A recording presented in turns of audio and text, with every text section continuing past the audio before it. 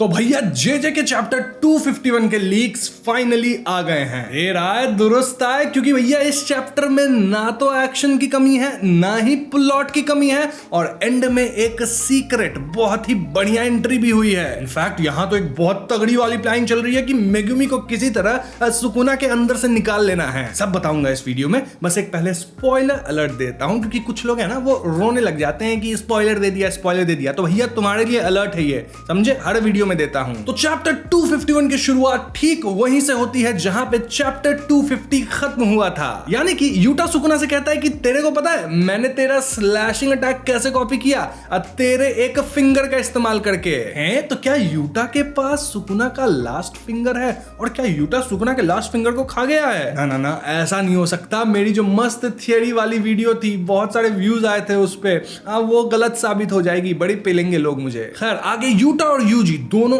एक साथ सुकुना से एकदम क्लोज कॉम्बैट में जाके लड़ने लग जाते हैं क्योंकि यूजी को ये सारा खेल जल्दी से जल्दी खत्म करना था। यूजी यहाँ अपने मुंह से खून फेंक के सुकुना के फेस पे अटैक कर देता है। भैया ये कैसा ब्लड मैनिपुलेशन है? विमल टेक्निक है क्या? इसके बाद रीका एकदम से सुकुना को पटक देती है और भैया यूजी भी इसी का फायदा उठा के एक लात दे देता है सुकुना को। सुकुना लात खाते हुए सोचता है कि मेरी जो कर्स्ड एनर्जी की आउटपुट है वो काफी लो सी हो गई है। इनफैक्ट मेरा जो मेगुमी के शरीर पे कंट्रोल था वो भी काफी डल हो रहा है, कंट्रोल मेरा छूट रहा है। तो काउंटर अटैक करने के लिए सुकुना फाइनली अपना हॉलो विकर बास्केट डीएक्टिवेट करता है ताकि वो इस्तेमाल कर सके वर्ल्ड कटिंग स्लैश का, जिससे अपने गोजो सेंसेई हुए थे। लेकिन ऐसा करने से सुकुना को एंजल का जेकब्स लैडर तो लगेगा ना रे बाबा। वैसे यूटा और यूजी को पता था कि सुकुना कभी तो लड़ाई में ऐसा कुछ कर सकता है और भैया इसी मौके का उनको इंतजार था क्योंकि वो लोग सुकुना के हाथ को काइंड ऑफ बाइंड कर देते हैं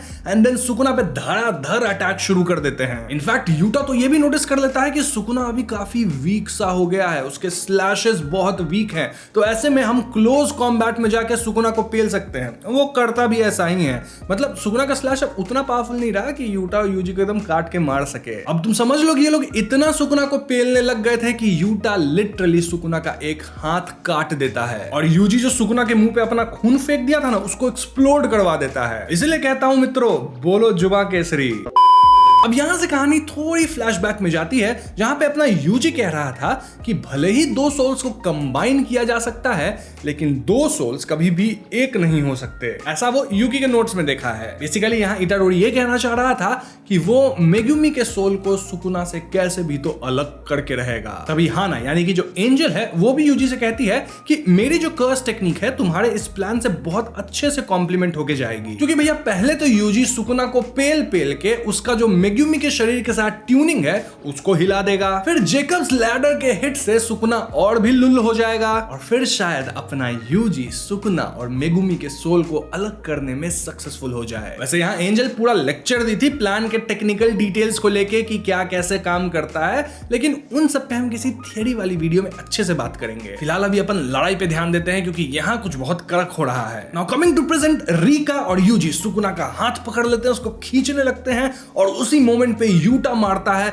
मैक्सिमम आउटपुट जेकब्स लैडर और भैया इस अटैक से सुकुना लिटरली एकदम जल भुन गया था। इसके तुरंत बाद यूजी अपना आत्मा हिलाने वाला मुक्का सुकुना को मारता है और साथ ही वो चिल्लाता है कि मेगुमी फुशिगोरो उठ जाओ भाई। अब ये प्लान वगैरह तो एकदम मस्त था, कैलकुलेटेड था, लेकिन दिक्कत बस एक थी कि अपनी मेगुमी की जो सोल थी ना वो एकदम डिस्परेशन में थी। कमेंट में करेक्ट मत करने लगा कि भैया डिप्रेशन होता है, जान के बोला है, जोक था ये। मतलब ऐसा लग रहा था मान के चलो मेगुमी को अब जीने की इच्छा ही नहीं है। वो बार बार कह रहा था कि आई डोंट केयर एनीमोर। तभी एकदम से सुकुना इन तीनों को यानी कि रीका, यूजी और यूटा तीनों को अपने वर्ल्ड कटिंग स्लैश से मारता है। इस अटैक को देख के मेरी लिटरली फट गई थी भाई, क्योंकि इसी अटैक से अपने Gojo sensei tata bye bye goodbye खत्म गया हुए थे। बट सुकुना का अटैक अभी उतना स्ट्रॉन्ग नहीं है, वीक है। तो ऑफ कोर्स ये लोग मरे नहीं है इस अटैक से, लेकिन चोटिल तो हुए हैं और पता नहीं अब इन तीनों को कौन बचाएगा। है एक बंदी फीमेल तोजी, वो बचाएगी। जी हाँ दोस्तों, माँ की जेनिन एंटर्स द फाइट और वो सुकुना पे पीछे से हमला करती है, अपने सोल स्प्लिटर कटाना से लिटरली स्टैब कर देती है, ठीक वैसे ही जैसे अपना तोजी गोजो को स्टैब किया था।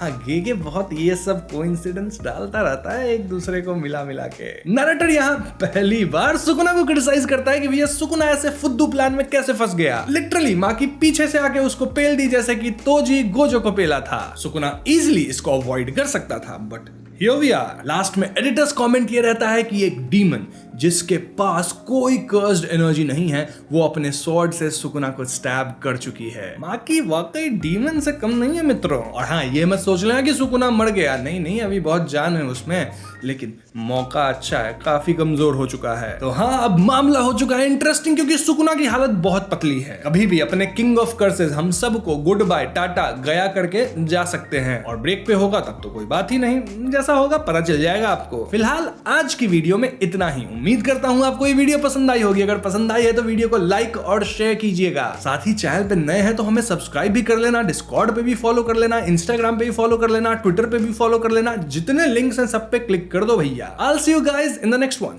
Peace out.